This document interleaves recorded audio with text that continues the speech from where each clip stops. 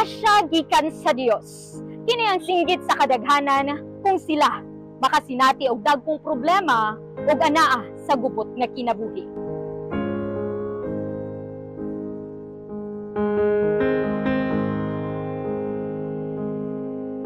Niay istorya sa usa ka lalaki nga nag-backslide ug gisulayan sa daghang problema. Apan karon, anaa na sa sabakan sa Ginoo.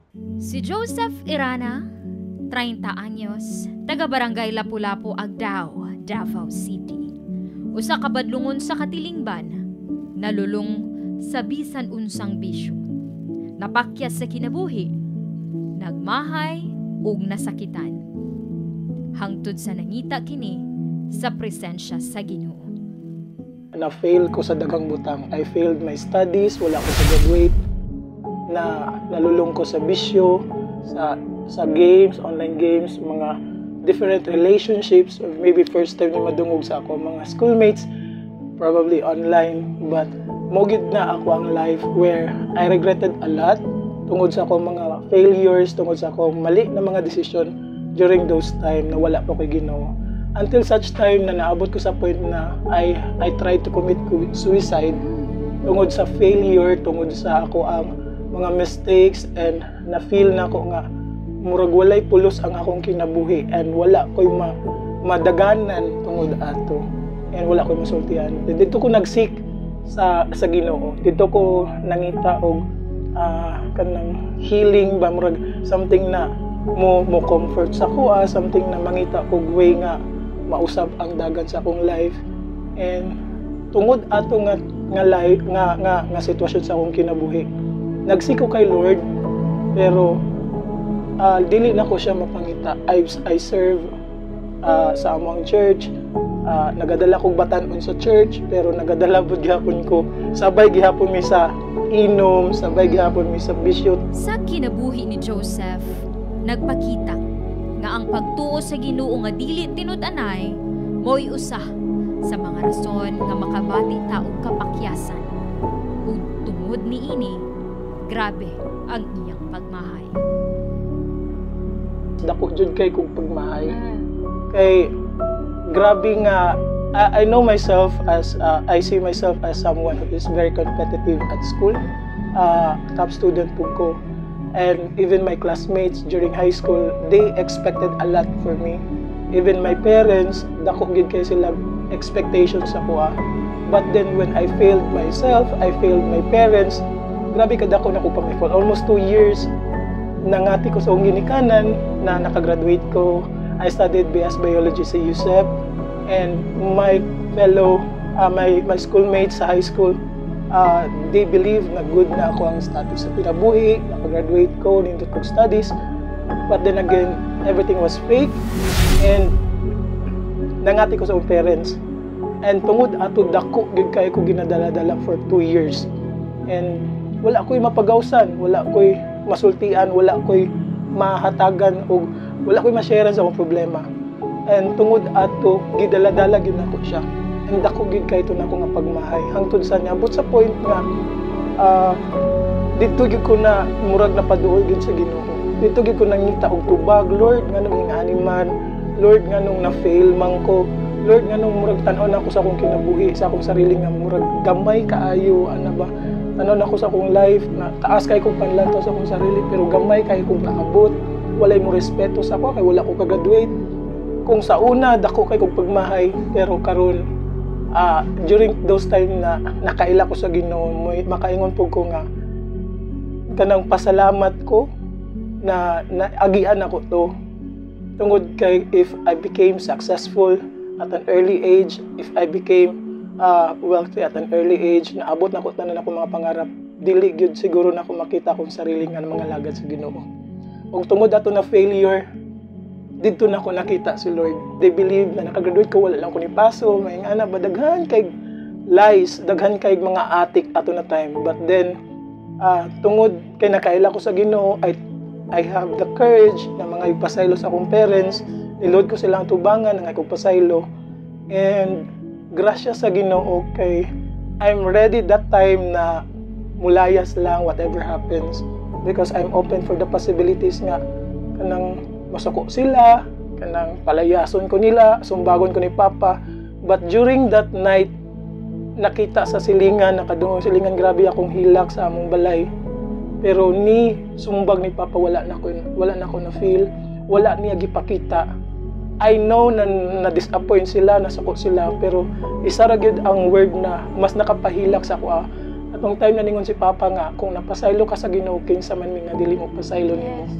And tungod ato mas nahimong evidence ako ang kaugaling sa akong kinabuhi nga tinuod gyud ang kapasayloan sa Ginoo.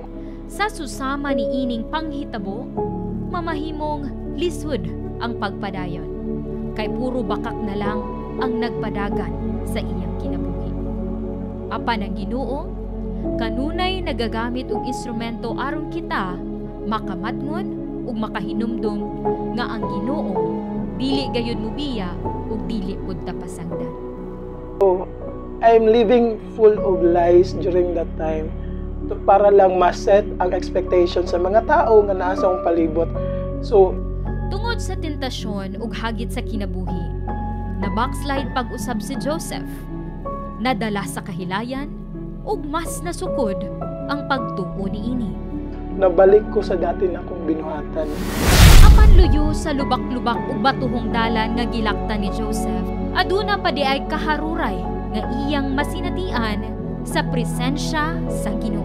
Kaysa dihang mituo ug misalig si Joseph sa Ginoo, ni ay milagro nga nahitabo ug siya nahimong mas aktibo sa pagpangalagad. Ang nahitabo, naanak ko din sa Davao, naginahinay po og connect si pastor. Naginahinay po og connect ako mga brothers kaniadto.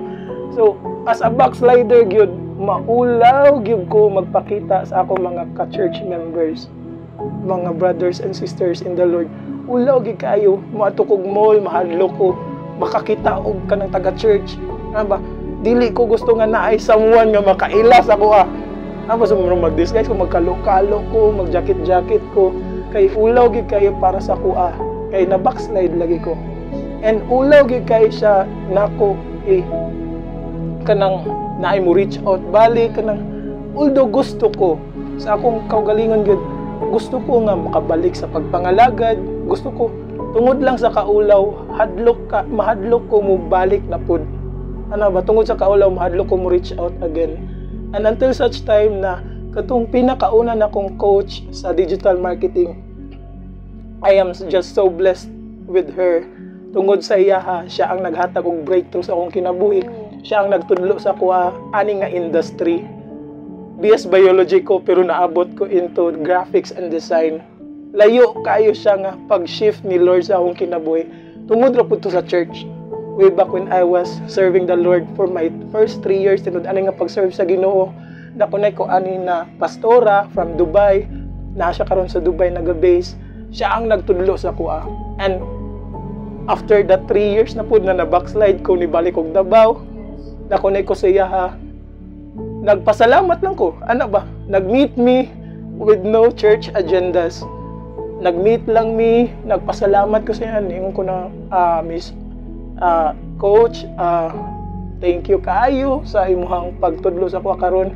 I'm earning this much. Ano ba? I'm earning 6 digits. And because of that conversation that we have, isa lang ka line ang natatak sa kuha niya na siya nga, kani nga industry, ayaw lang jud ka greed sa money. So, dito na awaken balik ako ang kaugalingon nga, bitaw no, naana ko'y income. I'm earning more than enough for myself, and I'm giving more than enough sa akong family as well. Imagine ka, maka-income ko 6 digits, dili na ko na ma-imagine na wala ko graduate, wala ko diploma, pero karon kay kaya din ako ma-income na. Ibalik ko sa pagpangalagad sa Ginoo. Tanan kaulaw, kalisod ug judgment nga iyang kasinatian, dili kini nahimong babag alang sa pagbag-o ni Joseph. Kay kanunay nga anda mo dawat ang Ginoo kung mudangop lang pud ta kaniya. Kasama dili paulahi ang tanan o nagduol ug salig na sa Ginoo. Naana ko nag-serve na ko sa media team. I'm part of the media team sa church. gitagaan po ko ni Lord og mga disciples in the Lord na masaligan na restore po ko balik in terms of winning souls and making disciples na yung mga backslider po before nga na reach out nako and nagpadayon gyapon sa pagpangalagad karon. And daghan kay giusab si Lord sa kuha in terms of ministry, daghan kay gisalig si Lord balik sa kuha. Kung kani adto struggle pa man kay ko mangitag kwarta, karon kay ang client nang moduol. Kung naluya man ka karon na nawala man ang fire, I understand, ulaw man gyud na. Yes. Nang ulaw gyud siya, tinuod lang ulaw gyud siya at first, pero mawala imong kaulaw pag ma-feel nimo tinud-anay ang gugma sa Ginoo. Sa tibuok natong kinabuhi, gisulayan ta sa lain-laing mga paagi, tentasyon o mga problema sa kalibutan. Ang pulong sa Dios nagaingon sa 1 John 2:15-17 nga ayaw ninyo higugmaa ang kalibutan o bisan unsa nga iya sa kalibutan. Apan ang magbuhat sa kabubuton sa Dios magpabiling buhi hangtod sa kahangturan. Alang sa DXDC Holy Week Special, Radzuman Karin Beltran, Tatak RMN.